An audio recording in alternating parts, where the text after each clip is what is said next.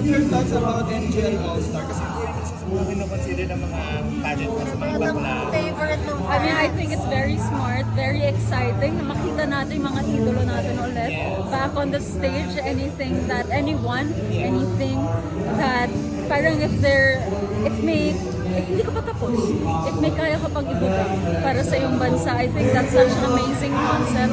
And I'm sure anyone that's part of it will definitely see it as a once-in-a-lifetime opportunity. But kinonsider mo ba siya? Kinoconsider mo? Ay, naku, hindi yung tamang panahon for that. Abangan